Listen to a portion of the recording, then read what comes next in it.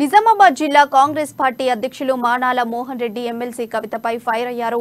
మాజీ మంత్రి Sudarshan Reddy TPCC working president Mahesh Kumar Goud గురించి మాట్లాడే ముందు నాలుక అదుపులో పెట్టుకుని మాట్లాడాలని హెచ్చరించారు.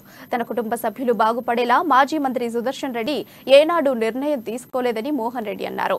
లిక్కర్ స్కామ్లో ఇరుక్కున్న కవిత మతి భ్రమించి మాట్లాడుతున్నారేమో అని విమర్శించారు. పెద్దలు సుదర్శన్ రెడ్డి గారి పైన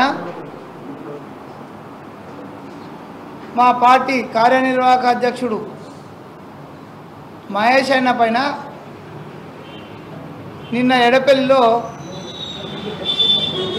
కొన్ని వ్యాఖ్యలు చేశారు. అందులో ముఖ్యంగా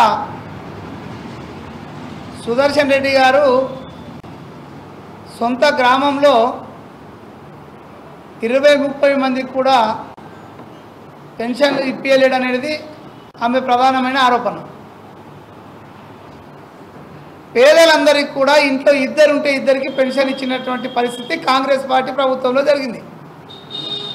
కానీ ఈరోజు మీకు అనుకూలంగా ఉన్న గ్రామాలకు మీ ఎమ్మెల్యే తొత్తులకు సుదర్శన్ రెడ్డి గారు